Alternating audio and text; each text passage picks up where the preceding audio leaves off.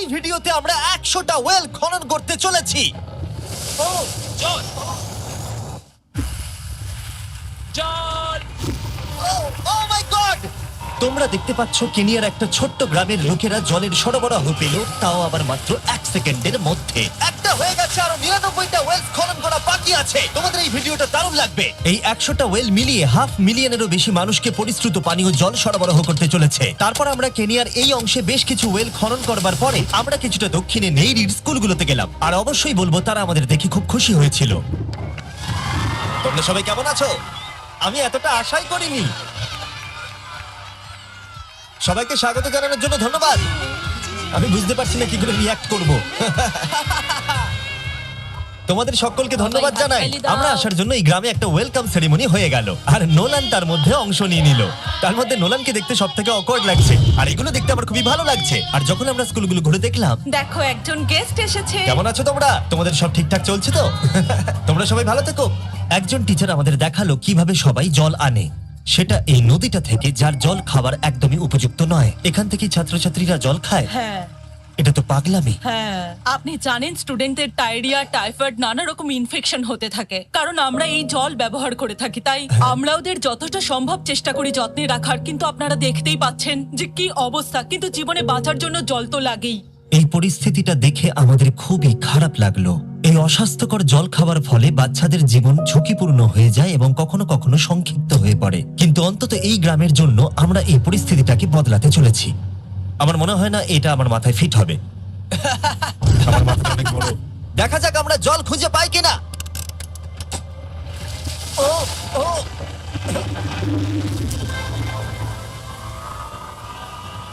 বৃষ্টি হচ্ছে, এটা তো দারুণ। মাটির উপরে জল উঠে আসার পরে সেগুলো ধরে রাখার জন্য আমরা এই বড় ব্যারেলগুলোকে নিয়ে এসেছি, যেগুলো ওয়াটার টাওয়ারের উপরে ফিট করা হবে। এই গ্রাম এবং প্রতিবেশী গ্রাম যে শুধু পরিষ্কার জল পাবে তাই নয়, বরং জলের প্রেসারও অনেকটাই বেশি পাবে। তার মানে হলো তাদের আর অপরিষ্কার জলে জামা কাপড় কাচতে হবে না। নাও টানো। নোলানের মায়ের সঙ্গে তুলনা করলে এটা কত ভারী হবে? প্রায় 2টো নোলানের মায়ের সমান। Oh God! ভাই আমি কিন্তু তোমাকে এখান থেকে ফেলে দেবো। ঠিক আছে, হয়ে গেছে। হ্যাঁ, রেখে দাও। আমরা কেনিয়াতে আরো 20টা ওয়েল খনন করলাম, আর সেটা করবার পরে আর এখানে তো আরেকটা ওয়েল হয়ে গেছে। চিন্তা করো না, আমার আরেকটা জুতোতে আরো বেশি জল আছে। আর এটা দেখাবো আমরা প্রথম 29টা ওয়েল কিভাবে খনন করলাম। আমরা একটা বড় ড্রিল মেশিন দিয়ে মাটির গভীরে কয়েকশো ফুট নিচ অব্দি খনন করলাম, আর একটা পরিশ্রুত পানীয় জলের বিশাল উৎসের সাথে জুড়ে দিলাম। তারপরে আমরা পাইপের সাথে এটাকে জুড়ে দিলাম, যাতে আফ্রিকার সবাই এই জল খেতে পারে আর সেটা তুলতে পারে ঠিক এই রকম ভাবে। দেখা যাক এটা কিরকম খেতে। জলের মতোই। এই 5 গ্যালনের ড্রামটা ভরতে আমার 1 মিনিট সময় লাগলো। এখান থেকে একদিনে কত জল তোলা যেতে পারে? একদিনে প্রায় 3600 গ্যালন জল। এই ওয়েলটা এই গ্রামের শুধুমাত্র 400 বাচ্চার জন্যই নয়, বরং এই স্কুলের প্রতিবেশী গ্রামগুলোর বাচ্চারাও এই জল ব্যবহার করতে পারবে। আমাদের জল দেওয়ার জন্য থ্যাংক ইউ। হ্যাঁ, থ্যাংক ইউ কি আছে। এটা প্রায় 30 বছর ধরে নাও, অনবরত জল সরবরাহ করবে। আপনারা হয়তো এটা ভাবছেন যে এই বিশাল কর্মকাণ্ডের জন্য গভর্নমেন্টের সাহায্য নেওয়া হয়েছে, কিন্তু এটা সত্যি নয়। এই সমস্যার সমাধান করা সম্ভব হয়েছে কারণ মানবতা সর্বদা পাশে এসে দাঁড়ানোর চেষ্টা করেছে। তোমার সাকসেসের পেছনে রহস্যটা কি? সত্যি বলতে, তুমি যা ভালোবাসো তা সততার সাথে করতে থাকো, আর তুমি বুঝতেও পারবে না সাকসেস কখন চলে এসেছে। দেখো, এটাকে আমি একদম কাছে নিয়ে আসছি। আমাদের দেখতে পাচ্ছো? এটা দারুণ, তাই না? হ্যাঁ। উপরে তাকাও, দেখো রেকর্ড হচ্ছে। ঠিক আছে, আমি এটাকে আরো কাছে আনছি।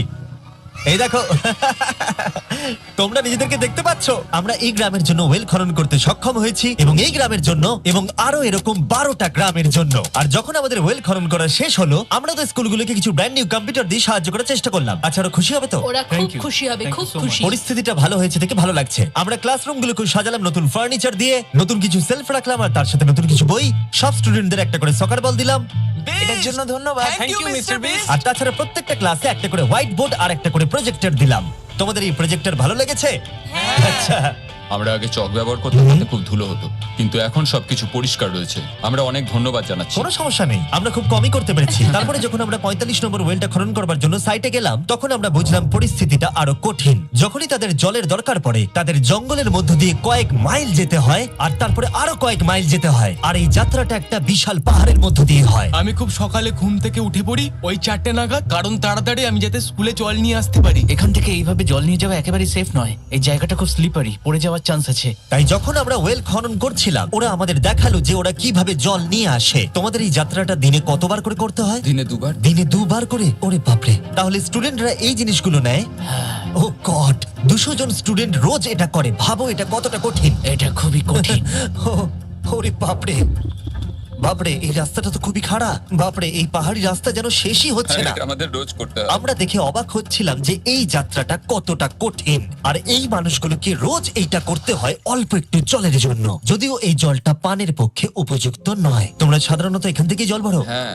আর জল ভরার পরে এই জাগগুলোর ওয়েট হয় প্রায় 40 পাউন্ড, যেগুলো এই বাচ্চাগুলোর পক্ষে বয়ে নিয়ে যাওয়ার জন্য অনেকটাই বেশি। মহিলারা এগুলো দুটো করে নিয়ে যায়। ও, তাহলে আমি ওটা চেষ্টা করে দেখব।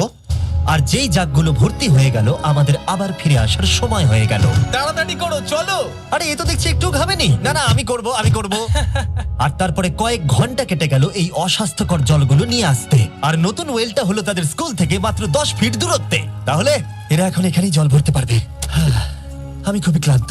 আর তারপরে আমরা পরের গ্রামে গেলাম, যেখানে আমরা 46তম ওয়েল খনন করব। কিন্তু সেখানে আমরা সমস্যার মুখে পড়লাম। আমরা দেখতে পেলাম এই গ্রামটা 2 ভাগে বিভক্ত এই বিশাল ভয়ঙ্কর নদীটা দ্বারা। এর জল এখন বেশি মনে হচ্ছে না, কিন্তু যখন বর্ষাকাল আসে তখন জল তীব্র গতিতে আসে আর এই ব্রিজটাকে ভাসিয়ে নিয়ে যায়। আর এই ব্রিজটা এত গুরুত্বপূর্ণ কারণ গ্রামের লোকজন এই দিকে বাস করে আর হসপিটাল বা স্কুল হলো এই দিকে। তাই তাদের অনেকবার দিনের মধ্যে এই ব্রিজটাকে ক্রস করতে হয়। এই ব্রিজটা ভয়ঙ্কর হওয়া সত্ত্বেও এটাই তাদের একমাত্র এই অবলম্বন। নদীর যখন জল বেড়ে যায় তখন এখানকার মানুষ, শিক্ষার্থী এবং পশু পাখিকেও ভাসিয়ে নিয়ে যেতে পারে। এর আগে আমরা এই নদীটা পার করতে গিয়ে 3 জনকে হারিয়েছি। এই প্রাণ চলে যাওয়া অপূরণীয় ক্ষতি এবং তা কখনোই মেনে নেওয়া যায় না। আমরা যেই এটা শুনলাম আমরা সিদ্ধান্ত নিলাম আমরা সাহায্য করব। সুতরাং যখন এখানে নতুন ব্রিজ তৈরির কাজ শুরু হলো, যেটা তাদের ওয়েলের কাছে নিয়ে যাবে, তখন আমরা 2000 মাইল পেরিয়ে চলে গেলাম কেনিয়া থেকে জিম্বাবুয়ের উদ্দেশ্যে। আমরা আফ্রিকাতে 1 সপ্তাহেরও বেশি রয়েছি এবং আমাদের আরো ওয়েল খনন করতে হবে। তোমার ঘাটে গন্ধ বেরোচ্ছে। এটা অদ্ভুত, কিন্তু আজকে আমি স্নান করেছি। ঠিক আছে, আমাকে শেষ করতে দিলে আমি হাত ধরে নামিয়ে নেবো। তোমরা কি আমাকে বাকি ওয়েল গুলো খনন করতে সাহায্য করবে? ঠিক আছে। আমাদের প্রথম কাজ ছিল একটা লোকাল হসপিটাল ঘুরে দেখা, যেটার ভীষণভাবে পরিষ্কার পানীয় জলের দরকার ছিল। ভেতরে ঢোকার পর আমরা বুঝতে পারলাম এই গ্রামগুলোর উপরে এই হসপিটালটার প্রভাব কতটা বেশি। এক বছরে এখানে কতগুলো সন্তানের জন্ম হয়? এক মাসে মোটামুটি 50টা বাচ্চা। মানে বছরে 600 জনের জন্ম হয়। ওয়াও! কিন্তু দুর্ভাগ্যবশত অন্তঃসত্ত্বা মহিলাদের পানীয় জল পেতে কয়েক মাইল হেঁটে যাতায়াত করতে হয়, আর তারপরে এই ভারী বাকেটগুলোতে করে জল বয়ে নিয়ে যেতে হয়। যাই হোক, ভালো খবর হলো এটা, আমরা একটা নতুন মডার্ন ওয়েল পাম্প কনস্ট্রাকশন করছি। ভালো করে, ওদিকটা। এখন যেটা প্রয়োজনীয় সেটা হলো এগুলোকে চালু করা। যাই হোক, নোলান, তুমি কি তৈরি? আমি তৈরি। ওভার। একটা ড্রামাটিক জুম ইন করো। নোলান, আমি বাটন প্রেস করলাম, জল কি পড়ছে?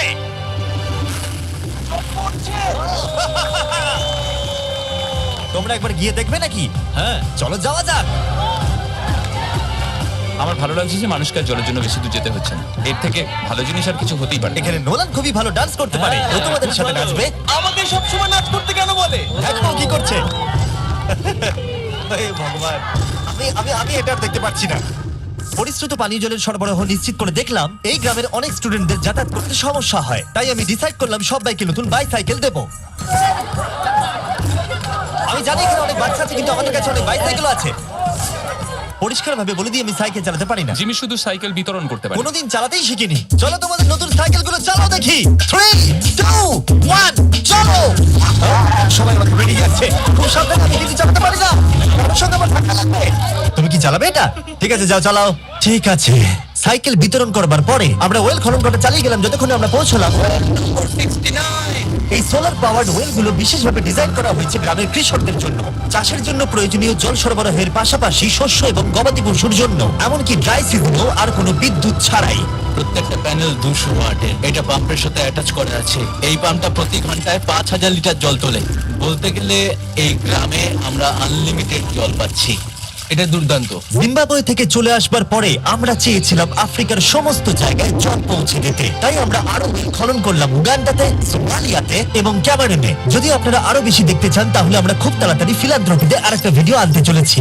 এই গ্রামগুলোতে সময় কাটিয়ে আমি পানীয় জলের উৎসের গুরুত্ব কতটা তা বুঝতে পেরেছি। কি করে এটা চাষে সাহায্য করে, ফসল ফলাতে, কিভাবে হসপিটালের জন্য পরিষ্কার পরিবেশ তৈরি করে, এবং সব থেকে গুরুত্বপূর্ণ হলো পরবর্তী প্রজন্মের শিশুদের জন্য একটা সুস্বাস্থ্যকর জীবন উপহার দেওয়া এবং তাদের ভবিষ্যৎ সুনিশ্চিত করা আমরা বিশুদ্ধ পানীয় জল পেতে অনেক অপেক্ষা করেছি। জল হলো জীবন। এবং স্থানীয়দের সাহায্য নিয়ে আমরা নতুন ব্রিজটা তৈরি করতে সফল হয়েছি, যেটা এই গ্রামবাসীরা পরবর্তী 100 বছর ব্যবহার করতে পারবে।